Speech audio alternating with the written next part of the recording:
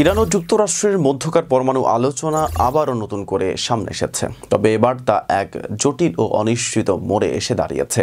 দীর্ঘদিন পর চলতি এপ্রিল মাসে ওমান ও রোমে 2 দফা গোপন বৈঠক হয়। সেখানে ইরান একটি 3 স্তরের প্রস্তাব দেয় যুক্তরাষ্ট্রকে, যা তাদের পরমাণু কর্মসূচি সীমিত করার প্রতিশ্রুতির বিনিময়ে কিছু নিষেধাজ্ঞা প্রত্যাহারের আহ্বান জানায়। ইরানের দেওয়া প্রস্তাবের প্রথম ধাপে বলা হয়, যদি যুক্তরাষ্ট্র তেল রপ্তানি ও আর্থিক লেনদেনের উপর আরোপিত নিষেধাজ্ঞা তুলে নেয়, তবে ইরান ইউরেনিয়াম সমৃদ্ধ খনন 60% থেকে কমিয়ে 3.67% নামিয়ে আনবে। দ্বিতীয় ধাপে যদি যুক্তরাষ্ট্র স্থায়ীভাবে সব নিষেধাজ্ঞা প্রত্যাহার করে এবং ইউরোপীয় শক্তিগুলো জাতিসংঘে ইরানের বিরুদ্ধে কোনো প্রস্তাব না তোলে, তাহলে ইরান উচ্চ মাত্রার সমৃদ্ধকরণ সম্পূর্ণভাবে বন্ধ রাখবে। তৃতীয় ধাপে ইরান মজুত করা সমৃদ্ধ ইউরেনিয়াম তৃতীয় কোনো নিরপেক্ষ দেশে পাঠাতে রাজি এবং আন্তর্জাতিক পর্যবেক্ষকদের জন্য পরমাণু স্থাপনাগুলো পরিদর্শনের সুযোগ করে দেবে।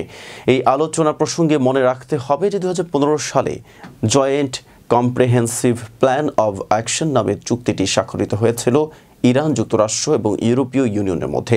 তবে 2018 সালে ডোনাল্ড ট্রাম্প এই চুক্তি থেকে যুক্তরাষ্ট্রকে প্রত্যাহার করে নিলে পরিস্থিতি আরও জটিল হয়। এরপর থেকেই ইরান ধীরে ধীরে তাদের পরমাণু কর্মসূচি পুনরায় সম্প্রসারণ শুরু করে। বর্তমানে আলোচনায় ফিরে এলো ডোনাল্ড ট্রাম্পের ঘনিষ্ঠ মহল থেকে প্রক্রিয়াটি পুরনো জেসিপিও এর ধারাবাহিকতা নয় বলে প্রচার করা হচ্ছে।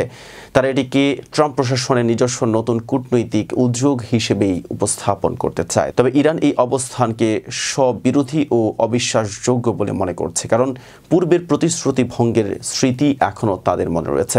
বিশ্লেষকরা বলছেন, ইউক্রেন ও গাজায় চলমান সংকটে যুক্তরাষ্ট্র যেভাবে ব্যর্থতা দেখিয়েছে তা তাদের বৈশ্বিক কূটনৈতিক অবস্থানকে দুর্বল করে তুলেছে। ফলে ইরানের সঙ্গে পরমাণু ইস্যুতে একটি কৌশলগত চুক্তিতে পৌঁছানো এখন ওয়াশিংটনের জন্য আরও জরুরি হয়ে উঠেছে। বিশেষ করে ইরান রাশিয়ার সাম্প্রতিক কৌশলগত চুক্তি এবং সৌদি আরবের সঙ্গে ইরানের সম্পর্ক উন্নয়নের প্রেক্ষাপটে এই অঞ্চলে বড় পরিসরের সামরিক সংঘর্ষের সম্ভাবনা অনেকটাই হ্রাস পেয়েছে। বর্তমানে ইরানের হাতে প্রায় 5000 কেজিরও বেশি সমৃদ্ধ ইউরেনিয়াম রয়েছে, যার একটি অংশ 60% পর্যন্ত সমৃদ্ধকৃত।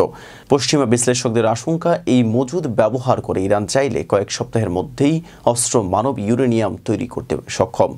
যুক্তরাষ্ট্র মনে করছে, চাপ প্রয়োগের মাধ্যমে ইরানকে ভালো চুক্তিতে রাজি করানো যেতে পারে, কিন্তু তেহরান বারবার বলছে তারা আলোচনায় প্রস্তুত, তবে সেটি হবে কেবল পরমাণু কর্মসূচির বিষয়ে। সামরিক বা অন্যান্য রাজনৈতিক চাপের কাছে তারা কোনোভাবেই মাথা নত করবে না।